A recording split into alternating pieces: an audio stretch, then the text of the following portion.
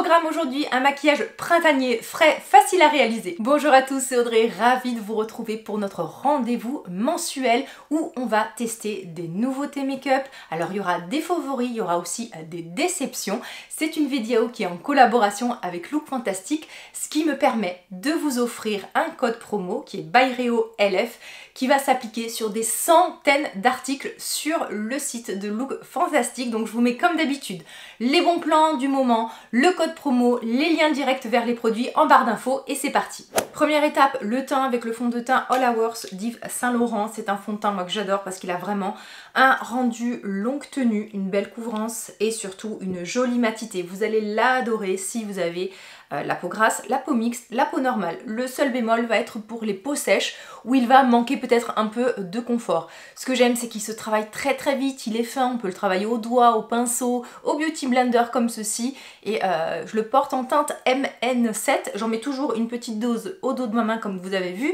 Et ensuite, j'applique tranquillement à l'éponge. Voilà, zone par zone. Et ce que j'aime, c'est que moi qui aime couvrir quand même, parce que j'ai une peau grasse, j'ai de la texture, en ce moment j'ai des imperfections, j'ai souvent des imperfections, et bien le travail du teint se fait très très vite. La couvrance peut être vraiment de légère à, j'allais pas dire forte, mais ouais quand même. Moi je trouve que si on met deux couches, on a quand même une couvrance qui est assez importante. Vous allez pouvoir couvrir les taches, les imperfections, et tous les petits irrégularités du teint, mais sans épaisseur, et ça on aime. Il se travaille très vite. Quand je disais couvrance légère, c'est parce qu'on peut vraiment en mettre une infime quantité. C'est vrai que si on met une quantité normale par rapport à voilà, ce qu'on met habituellement d'un fond de teint, on n'est pas dans un fond de teint léger, on arrive vraiment à avoir, comme je vous l'ai dit, une belle couvrance, mais je trouve qu'on arrive toujours à moduler. Si vraiment on veut quelque chose de très léger, on peut même un peu le mélanger avec un soin de jour, ou vraiment on veut mettre juste 2 ou 3 petites touches. Le seul bémol, comme je vous l'ai dit, c'est peut-être pour les peaux sèches, parce que il manquera de confort, on n'est pas vraiment sur un fond de teint hydratant mais il n'est pas desséchant et vous pourrez le poudrer ou pas selon votre type de peau. Nous on va le poudrer tout à l'heure, une fois qu'il se sera posé on refera une petite retouche et on le poudra, comme ça on va passer à l'étape des yeux avec la palette que je voulais à tout prix vous mettre à l'honneur. Je ne la lâche plus, mais vraiment je ne la lâche plus, ça faisait longtemps que j'avais pas eu un tel coup de cœur palette et je vous assure qu'au début c'était pas du tout une palette que j'allais m'offrir. Ce coup de cœur c'est pour la palette Born This Way de Too Faced. Alors c'est une mini palette avec 6 fards. Là c'est l'harmonie beaucoup plus chaude mais elle existe avec une harmonie beaucoup plus froide. Ce que j'aime c'est que c'est la palette facile du quotidien. Vous allez voir, on va réussir à faire un maquillage très rapide et très joli en peu de temps. Je viens prendre tout d'abord ce fard rose mat. Ce fard rose pour moi c'est le parfait petit rose. Si vous avez une carnation médium, vous pouvez avoir un rendu complètement différent. C'est vrai que lorsque on a une peau claire, les couleurs peuvent ressortir assez identiques à ce que l'on voit dans un pan ou lorsque l'on swatch, on va dire, sur le doigt un fard. Moi je sais qu'il y a beaucoup de fards qui, une fois appliqués sur ma paupière, vont souvent rougir, souvent devenir beaucoup plus chauds. Et en fait, d'obtenir vraiment un joli rose, comme je viens de l'avoir là, c'est-à-dire à la fois couvrant, mat, mais qui a cette belle tonalité, ni trop froide, ni trop chaude, qui a une belle couvrance, qui se travaille mais tellement rapidement, c'est super rare. Et j'étais vraiment à la recherche de cette couleur de fard, donc j'en mets, vous avez vu, donc j'ai mis sur toute ma paupière mobile du coin interne jusqu'au 3/4. Je vais pas en fait jusqu'au coin externe, puisqu'en fait je vais mettre un fard beaucoup plus foncé sur le coin externe. Je vais en mettre un tout petit peu en dessous du sourcil, mais on reviendra le travailler tout à l'heure. La teinte de transition, ce beau beige, un pinceau estompeur, ici c'est un MAC 217. Dès que je peux, je vous mets la référence des pinceaux. Donc là, je viens travailler en fait sur tout le creux de ma paupière. Je suis un peu redescendue, peut-être un tout petit peu trop bas, mais c'est parce que là je parle, mais je rattraperai ça ensuite, même avec un anti-cerne si besoin. Je me regarde bien droite et j'applique. Alors, certes, il y a le creux qui est ici, mais moi, comme j'ai la paupière légèrement tombante et que j'ai un tout petit œil, eh bien, je travaille l'œil ouvert et j'en applique vraiment sur, vous voyez, surtout, enfin, au-dessus du creux finalement. J'aime bien commencer à travailler un peu le coin externe, donc je pars de ma queue du sourcil, je reviens vers ma paupière mobile et ensuite hop, je retravaille comme ça vers l'intérieur. Et ces fards vraiment s'estompent très très facilement, que vous mettiez une base ou pas, que vous poudriez ou pas, ils se travaillent vraiment divinement bien. Je reprends à nouveau de mon fard beige, je commence à venir en fait intensifier mon coin externe pour faire un joli dégradé. Donc là, je vais plutôt voilà, l'appliquer en aplat pour obtenir beaucoup plus de couvrance, comme ceci. Petite retouche avec mon fard rose, parce que je trouve que j'ai un tout petit peu perdu d'intensité sur ce fard-là. Ensuite, je viens appliquer ce fard brun. Je viens prélever le fard sur la tranche d'un pinceau comme ça, applicateur. Et en fait, je vais tout simplement l'appliquer au ras des cils extérieurs, comme ceci.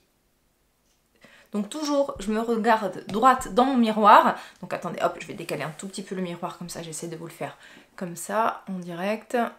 Hop.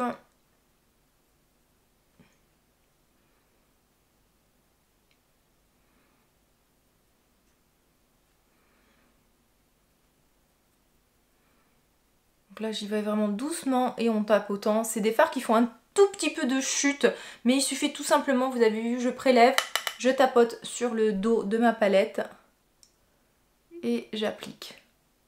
Si vous avez vraiment peur des chutes, moi là j'ai pas encore mis mon anti-cerne, donc si besoin je pourrais faire une retouche avec un démaquillant si besoin, mais sinon vous pouvez très bien faire votre maquillage des yeux avant votre maquillage du teint. Je reprends mon pinceau estompeur, je remets pas de fard mais je viens fondre les bords pour vraiment créer mon dégradé. Je reprends de mon fard brun avec un petit pinceau comme ça pointu, ici c'est un pinceau 03 de la marque Reefer, et je viens intensifier en fait mon coin interne, mais vraiment vous voyez je reste juste ici au ras des cils.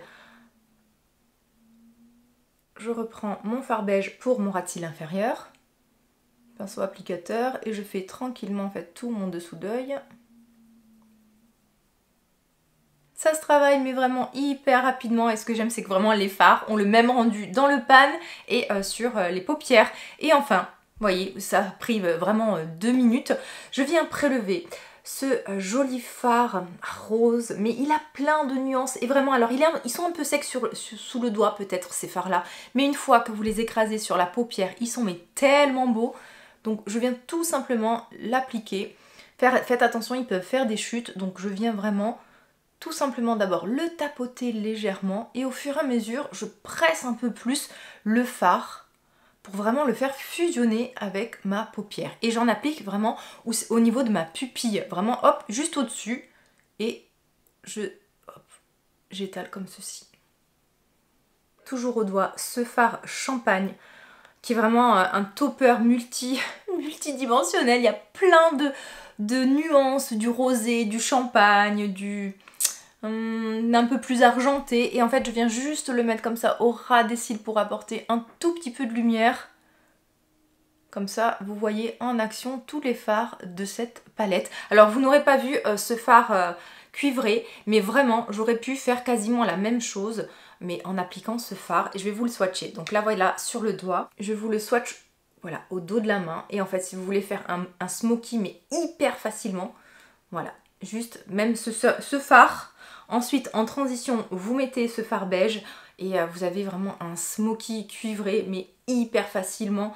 Et pareil, ici vous avez encore plein de jolies nuances, du doré, du cuivré, du bronze. C'est vraiment très très flatteur et la tenue est excellente en plus de ces fards. J'estompe un peu à nouveau pour bien fondre toutes les textures et les couleurs, les matières entre elles. Avant d'appliquer mon mascara, je vais finir mon teint. Première étape, j'ai déjà commencé à briller avec ma peau grasse. Donc ce que je vais faire avant de poudrer mon teint, de passer au bronzer, tout ça, je prends mon Beauty Blender, je ne rajoute pas de matière et je vais vraiment venir retravailler un peu certaines zones où mon fond de teint aurait pu migrer, s'accumuler, où j'aurais pu avoir déjà un peu de brillance. Pour l'anti-cerne, on parle du côté de Laura Mercier, le Real Flawless Concealer. Alors là, c'est un anti-cerne, je n'ai vu quasiment que des revues dithyrambiques sur ce produit, mais moi, les 2 premières fois que je l'ai testé, une fois ça s'est très mal passé, la seconde fois c'était pas mal.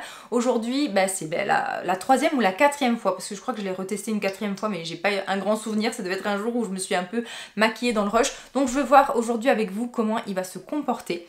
Alors, donc c'est un fond de teint hyper lissant, couvrant, qui ne bouge pas, qui ne déshydrate pas. Il a apparemment tout de bon. Alors ça c'est la théorie, c'est un peu ce que j'ai vu sur beaucoup de chaînes make-up. Mais alors sur mon contour des yeux, comme je vous l'ai dit, première fois ça s'est très mal passé. Vraiment, il a fait des paquets, il a marqué mon contour des yeux qui n'est pas très marqué mais qui est quand même assez sec. Et je sais pas, j'ai pas été convaincue du tout. Donc je vais en mettre une petite quantité comme je fais habituellement. Je retourne mon éponge et je vais vraiment venir le travailler tout doucement, tranquillement. Je vais voir comment ça va se passer aujourd'hui.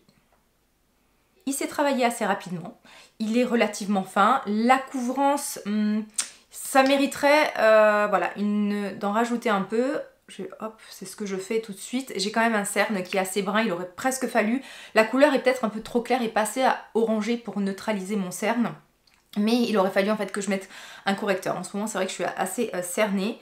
Donc j'en remets une petite quantité. Je le travaille tout de suite parce qu'en fait, la première fois, je crois que la première fois, je l'avais laissé sécher pour un peu intensifier, vous savez, la couvrance. Et en fait, ça avait fait des paquets. Par contre, je le trouve pas du tout confortable ou hydratant, il n'a pas d'effet émollient, est-ce qu'il est lissant? Oui, pourquoi pas plus que ça, mais je sais pas, moi je trouve qu'il peut très vite marquer le contour des yeux. J'ai l'impression que, bon là je viens de l'appliquer, ça peut aller, mais à mon avis, d'ici quelques minutes, voire quelques heures, je suis pas sûre que le rendu soit tout aussi beau. En fait, vous voyez, ça commence déjà un peu à bouger, à crisser, à faire des petites marques. Franchement, ouais, je pense que c'est vraiment pas une réussite en tout cas sur mon contour des yeux. Et là, je vais en mettre une troisième couche parce que je sais pas, j'ai l'impression vraiment que mon cerne ressort beaucoup. Il perd en luminosité dès qu'on l'applique. Je sais pas, il y a un truc qui fait que c'est vraiment pas un 100%. Et vous voyez, cette nouvelle application avec vous, et bien ça confirme vraiment toutes mes premières impressions, c'est que ce n'est pas un anti-cerne pour moi et que c'est clairement pas un anti-cerne favori. Donc vous voyez, des fois avant d'acheter, regardez peut-être plusieurs revues parce que selon le type de peau, selon la routine soin, selon le contour des yeux, ou même c'est pareil pour les fonds de teint, vraiment selon le type de peau. Moi des fois je vois des filles, elles ont des peaux magnifiques et donc elles appliquent un fond de teint, oh ça me floute les pores et blablabla. Mais en fait c'est des personnes qui naturellement ont quasiment pas de texture. Moi je sais que quand je teste des fonds de teint, eh bien c'est rare d'avoir un vrai effet lissant, de pas avoir de texture, que ça ne marque pas. Là je sais pas si vous voyez, mais ma peau elle brille déjà, on voit mes pores apparentes, on voit mes petites imperfections en transparence. Donc voilà, c'est vraiment quelque chose moi que j'ai remarqué, c'est que lorsqu'on suit quelqu'un qui a une peau parfaite, forcément tout ce qu'elle va appliquer sur elle, ça va être magnifique. Vous faites la même chose chez vous et vous vous dites mais qu'est-ce qui se passe? Mais voilà, c'est pas vous qui êtes dans le faux. Je fais l'autre côté. Donc tout ça pour vous dire que si lorsque vous vous maquillez, vous avez vu des revues fabuleuses sur un fond de teint et si sur vous ça ne se passe pas correctement, le problème ne vient pas de vous. Souvent je pense qu'il faut prendre en compte vraiment l'état génétique et l'état on va dire de base d'une peau. Moi je sais qu'avec ma peau grasse, avec vraiment, moi j'ai vraiment des pores, de la texture, forcément j'ai jamais d'aussi bon rendu que certaines personnes qui ont un grain de peau fin, une peau un peu plus sèche. Vraiment la nature, la texture de la peau ça change énormément, donc ne vous mettez pas trop de pression et surtout ne vous dites pas forcément que c'est vous qui faites mal les choses. Pour changer un peu aujourd'hui, je vais mettre une poudre compacte au lieu de mettre une poudre libre. Les poudres compactes, ça peut être beaucoup plus pratique à emporter, mais aussi beaucoup plus adapté aux peaux sèches. Parce qu'en fait, pour compacter la poudre, souvent on va rajouter des émollients, on peut rajouter des silicones, tout ça. Et en fait, ça peut vous faire une poudre qui va être moins desséchante. Alors moi j'ai besoin de beaucoup de matité, mais aujourd'hui voilà, j'avais envie de changer. Donc vous pouvez l'appliquer à la houppette ou au pinceau. Celle-ci, moi je trouve qu'elle se prélève très bien au pinceau. C'est pas la plus matifiante, mais elle est assez légère sur le teint et elle floute légèrement. Donc tout ça, tout à l'heure je vous disais que vous n'êtes pas forcément dans le faux lorsque vous testez un produit et que le rendu n'est pas le même par rapport à ce que vous avez vu en revue ou en vidéo. Ne vous mettez pas trop de pression, la perfection n'existe pas, on n'a pas tous une peau normale et parfaite, et voilà, ne vous mettez pas trop de pression. Le tout c'est que vous preniez plaisir à utiliser vos produits tout simplement. J'ai poudré avant d'appliquer mon blush et mon bronzer, je vais mettre du mascara, j'ai pas mis de crayon aujourd'hui, vraiment j'ai fait quelque chose, un maquillage de tous les jours. Pour moi ça c'est un maquillage de tous les jours, peut-être que pour vous ça sera un maquillage de soirée. Pareil, on est tous différents de ce côté là. voilà, moi je sais que me maquiller c'est un plaisir et ne culpabilisez pas parce que vous aimez vous maquiller, tout simplement. On ne change pas un mascara qui gagne, on va dire. Je suis toujours sur le Lash Clash d'Yves Saint Laurent parce que j'adore. C'est un mascara qui se travaille très très vite, qui apporte beaucoup de volume, de la définition, je trouve quand même. Vraiment une cils de frange beaucoup plus dense et c'est surtout un mascara en une couche. Voilà, c'est plié. Là, il n'y en a pas. Là, il y en a. J'ai juste une seule couche. Je peux m'arrêter là. J'aime bien appliquer le mascara après la poudre parce qu'en fait, moi, il m'arrive, comme je poudre beaucoup, ma peau étant donné qu'elle est grasse, il m'arrive parfois en fait de mettre de la poudre sur mes cils après le mascara et en fait ça peut un peu ternir le mascara, donc c'est pour ça que j'aime bien poudrer, voilà, souvent je poudre avant, en même temps je poudre souvent avant, après, pendant, en fait je poudre tout le temps. Je pense que vous connaissez ça ou pas. Si on a une peau grasse, franchement je crois qu'on passe la journée à faire des retouches avec des papiers matifiants, avec des poudres matifiantes. Étape bronzer et contouring. Pour le contouring, donc vraiment venir sculpter et creuser, je vais venir appliquer cette poudre de Laura Mercier en teinte translucente Deep. Étant donné sa tonalité froide, cette poudre va venir en fait créer une ombre et tout simplement m'aider à sculpter mon visage. Donc moi, qu'est-ce que je vais sculpter? En fait, je vais essayer de raccourcir mon front, voilà, comme d'habitude. Hop, comme ceci.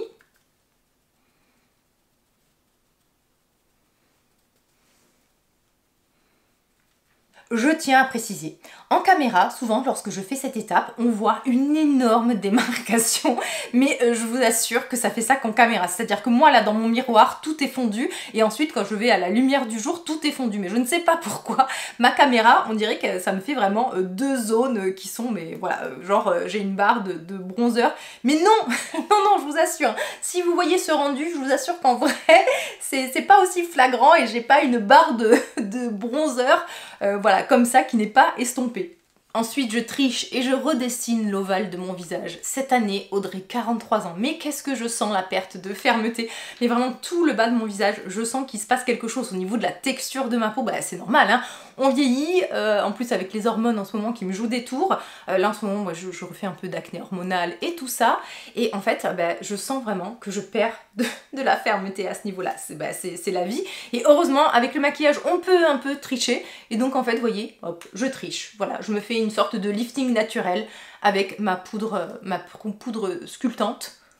J'en applique un peu au niveau des ailes du nez pour faire un effet de nez beaucoup plus affiné, comme ceci, hop. Là, moi, comme j'ai un peu une petite boule au niveau du nez, vous voyez, hop, je viens aussi un peu estomper le bout du nez. Bon, alors là, par contre, les amis, il faut pas se louper, hein, parce que je crois qu'il n'y a rien de pire lorsqu'on a vraiment cet effet voilà, contouring au niveau du nez hyper voyant. Donc, si vous vous êtes un peu loupé, donc estompez bien, mais le mieux, voilà, vous reprenez votre pinceau poudre, vous remettez de la poudre et vous estompez le tout. Je ne viens pas creuser mes joues, mais par contre, je viens venir appliquer ce bronzer. Est-ce que vous avez vu passer cette nouveauté de chez Armani? C'est vraiment pour moi un coup de cœur bronzer. J'adore ce produit déjà, la couleur. Je trouve qu'on a vraiment la parfaite couleur terracotta. Vraiment, pour moi, c'est la couleur de la poudre bronzante, de la poudre de soleil. Vraiment une couleur chaude qui imite le bronzage. Là, c'est la teinte 110. Je n'ai pas vu les autres teintes, mais en tout cas, dans la 110, vous avez des petites particules légèrement dorées et irisées. Je ne sais pas si vous le verrez et si la caméra va attraper un peu ces petites, enfin, j'allais dire paillettes, mais c'est pas vraiment... Voilà, des paillettes, et en fait lorsque vous appliquez ce bronzer, il se travaille très rapidement, ils se font très bien, il est légèrement lumineux mais vous n'avez pas d'effet pailleté. Voilà, je le trouve très beau, le format est généreux. Combien on a de grammes de produits? On a 18 grammes de produits, le packaging est super lourd. Alors ils nous ont mis un miroir, moi je l'utilise pas mais ça peut être très pratique parce que le miroir est grand, regardez un peu par rapport à la taille de ma main. Vraiment, c'est une taille qui est super appréciable. J'en ai prélevé beaucoup trop lorsque je vous parlais. Voilà, c'est les risques à chaque fois lorsque je fais des tutos make-up, je papote et je ne me rends pas compte de ce que je fais, donc vous inquiétez pas, on va vraiment estomper le tout, hein. Je ne sais pas si vous avez vu, mais il s'est travaillé mais très rapidement. Alors j'en ai mis trop, hein, parce que tout simplement lorsque je vous parlais, je prélevais, et comme ça je vais vous montrer comment rattraper lorsqu'on a mis trop de bronzer. Vous reprenez tout simplement votre poudre libre, avec un pinceau, une houppette, ce que vous voulez, et vous venez tout simplement estomper les bords et vous allez voir, il y a tout qui va se fondre au fur et à mesure. Et là aussi, vous voyez, je suis un tout petit peu trop descendue au niveau de ma joue. Le bronzer se met vraiment là où on prend le soleil, donc souvent c'est les zones les plus bombées, donc vraiment moi j'aurais dû m'arrêter ici. Là je suis un tout petit peu trop descendue. Le fait de trop descendre, eh bien ça peut tout simplement vous faire une joue qui est plus creuse, et c'est vrai que lorsqu'on vieillit, on perd des volumes, et d'avoir ce creux ici, c'est pas forcément flatteur. Donc hop, vous voyez, c'est pour ça, je viens vraiment avec la poudre qui est transparente, hein, mais qui va venir tout simplement flouter et vraiment atténuer le bronzer. Il y a quand même une jolie lumière qui se dégage de ce bronzer. Ben, tout simplement, c'est dû à ces petites particules irisées et dorées qu'il y a à l'intérieur. C'est beaucoup mieux pour le deuxième côté, voilà, je vais en prélever beaucoup moins, mais vraiment une toute petite quantité. Je viens vraiment juste caresser en fait ce bronzer, parce que comme je vous l'ai dit, alors déjà la teinte est assez foncée, la 110, mais c'est surtout qu'il est, je trouve, très pigmenté, et je viens voilà la poser délicatement. Il vaut mieux à chaque fois, comme je vous l'explique, travailler en plusieurs fois plutôt que de mettre une grande quantité et ensuite galérer à l'estomper, hein. Donc vraiment on en prélève un tout petit peu, on en applique, et si besoin on vient à chaque fois intensifier. Et pour cette partie là, je suis vraiment restée sur le bombé de ma joue, je ne suis pas trop descendue ici, j'ai été un peu plus vigilante. Pour l'anti-cerne, je n'ai pas précisé, mais en fait je l'ai un tout petit peu poudré lorsque j'ai appliqué de toute façon ma poudre libre, mais vraiment une toute petite quantité, et je suis pas venue au niveau du coin interne, parce que moi souvent c'est là où crisse mon anti-cerne, et j'ai remarqué que cet anti-cerne, lorsque je le poudrais, il se marquait beaucoup trop, et là je sais pas si vous commencez à le voir, mais vous voyez, je commence déjà, moi je trouve, à avoir le contour des yeux beaucoup trop sec, et je commence déjà à avoir des petites ridules qui apparaissent. C'est vraiment un anti-cerne qui manque de confort. Si vous avez un contour des yeux sec comme le mien, je pense que voilà, enfin il matchera pas forcément. Dites-moi si vous l'avez testé, j'ai vraiment envie d'avoir d'autres avis, parce que je vous dis, sur moi cet anti-cerne ça se passe pas bien du tout. Pour le blush, on reste chez Armani avec ce joli blush rose, la teinte 51. J'aime beaucoup ces blushs. Ce que j'aime, c'est qu'ils permettent vraiment de se travailler tranquillement. Alors je vais pas trop mettre de blush vu la quantité de bronzer que j'ai mis. Oh mais c'est dingue, je vous jure, il faudrait que je tourne beaucoup plus de tutos make-up, parce que ben à chaque fois je fais une petite boulette. Bon ben c'est les aléas de la vie. J'ai enlevé ma tiare royale. Pour les lèvres, plusieurs possibilités. Un gloss, voilà, c'est le maquillage de tous les jours, on peut juste faire un tout petit peu de gloss. Les gloss Hydra 3D de Kiko, je les adore. Alors là j'ai chopé la teinte 43 qui est super irisée et qui est hyper jolie au quotidien. Regardez, regardez comme ça scintille. Alors il est encore plus flatteur, je trouve, ce gloss par-dessus un rouge à lèvres. Vous mettez ça au centre de la lèvre et ça vous fait voilà une lèvre toute repulpée. Là pour moi en fait c'est trop clair par rapport à mon teint et tout ça, mais c'est juste pour vous montrer, c'est la teinte 43, regardez ça. Comme il reste un peu clair, c'est beaucoup plus joli avec du crayon, vous allez voir ça. Je suis restée chez Kiko avec un crayon à lèvres dont je vous mets les références. De toute façon tous les liens à chaque fois sont notés en barre d'infos avec les teintes éventuellement. J'ai mis du gloss et je vais un peu repasser ensuite avec mon crayon.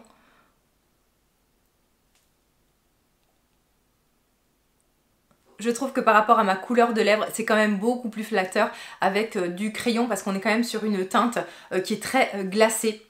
Et j'adore ces glosses parce que bon, certes c'est des glosses, mais c'est vraiment pas les glosses les plus collants. Il y a des belles couleurs. Je vous en avais montré un autre en action le mois dernier. Franchement, je trouve que le rapport qualité-prix est extra et j'aime beaucoup le rendu. Alors certes c'est pas longue tenue, je vais devoir faire des retouches dans la journée, mais il y a aussi un effet émollient, hydratant, moi que j'apprécie parce que j'ai les lèvres très inconfortables, et je trouve qu'au quotidien mais c'est tellement facile, c'est tellement voilà, le gloss, je crois que ça met tout le monde d'accord. Je voulais vous montrer le rendu de ce make-up en lumière naturelle pour que peut-être que la lumière du jour essaye d'accrocher un peu les fards lumineux, la beauté de ces fards lumineux, parce que je trouve que je suis sûre que en vidéo, ce que vous allez voir là dans ma chambre avec les lumières artificielles ne sera pas aussi beau qu'en vrai, et vraiment au soleil, je vous dis, c'est vraiment pour moi la palette de l'année, hyper facile à porter.